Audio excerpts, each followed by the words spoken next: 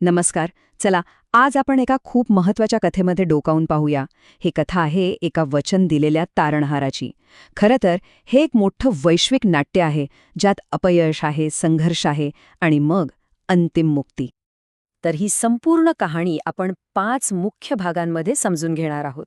म्हणजे अपयशापासून ते थेट अंतिम विजयापर्यंतचा प्रवास. चला तर मग सुरुवात करूया.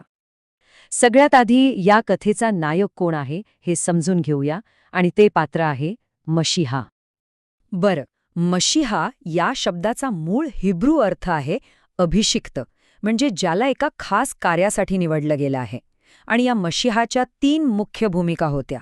पहिली, संदेष्टा, जो देवाची इच्छा काय आहे हे सांगतो. दुसरी, याजक, जो पश्चाताप करणाऱ्यांच्या पापांसाठी प्रायश्चित्त करतो. आणि तिसरी, राजा, जो पश्चाताप न करणाऱ्यांचा न्याय करतो.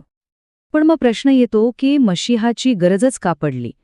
तर ह्या सगळ्याचं मूळ आहे पहिल्या आदामच्या अपयशात. झालं असं की पहिल्या आदामने देवावर विश्वास ठेवला नाही. त्याने मृत्यूचा मार्ग निवडला आणि तो पापाचा गुलाम बनला. स्वतःला पापाच्या जाळ्यात अडकवून घेतलं. आणि याचा परिणाम काय झाला? तर आदामला जी जमीन सांभाळायला दिली होती त्या भूमीलाच शाप लागला. जिथे एकेकाळी सुंदर बाग होते तिथे आता फक्त काटे आणि कुसळी उगवू लागली. याचाच अर्थ आदामने जमिनीवरचं आपलं राज्य गमावलं. आणि हे राज्य थेट गेलं सैतानाच्या हातात. मग काय, त्याने तिथे दडपशाही आणि लुटीचं साम्राज्यच उभं केलं. आणि ह्या नवीन राजवटीखाली मानवजात पूर्णपणे असहाय्य झाली. एका अशा बलाढ्य शत्रूपुढे अडकली की साधा एक दिवस जगणंसुद्धा एक मोठा संघर्ष बनून गेलं. आणि याच अपयशामुळे एका मोठ्या वैश्विक संघर्षाची ठिणगी पडली. एका बाजूला होती सैतानाची महत्वाकांक्षा आणि दुसऱ्या बाजूला होतं देवाचं अटळ वचन. आता इथे सैतानाची योजना बघा, किती स्पष्ट आहे. आदामच्या या अपयशाचा वापर करून स्वतःचा फायदा साधण्यासाठी त्याने 3 पायऱ्या आखल्या होत्या.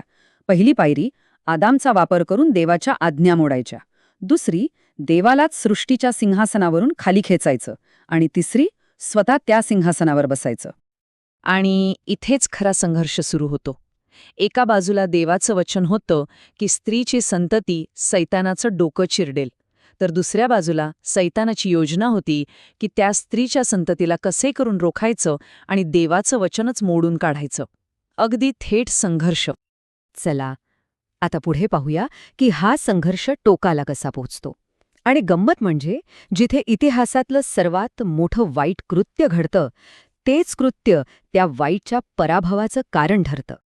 यावर उपाय म्हणून आला शेवटचा आदाम, म्हणजे मशीहा. जिथे पहिला आदाम आज्ञा पाळण्यात अपयशी ठरला होता, तिथे या शेवटच्या आदामने, मशीहाने, अगदी मृत्यू पत्करूनही देवाची आज्ञा पूर्णपणे पाळली. पण मग इथे खूप मोठा प्रश्न उभा राहतो. जर मशीहा आला होता तर सैतानाची त्याला ठार मारण्याची योजना यशस्वी झालीच कशी? सैतानाला काय वाटलं? त्याला वाटलं की स्त्रीच्या संततीला, म्हणजे मशीहाला, मारून आपण देवाला कायमचा शह दिला आहे. त्याला वाटलं की आता देवाचं वचन संपलं आणि आपलं सिंहासन कायमचं सुरक्षित झालं. पण झालं उलटंच.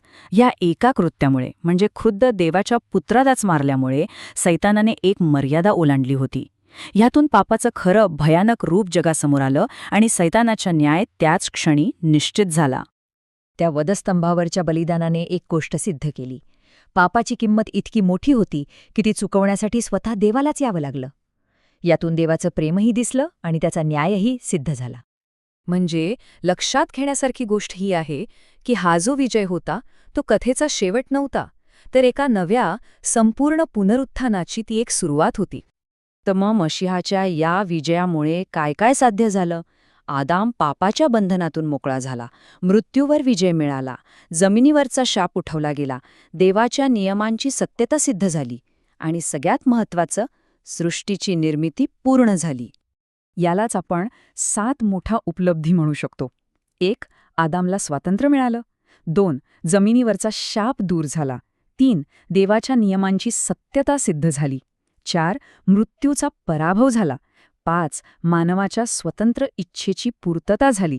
6. पापाचं समूळ उच्चाटन झालं. आणि 7. शेवटी मृत्यूचा संत झाला. आणि हेच या सगळ्याचं सार आहे.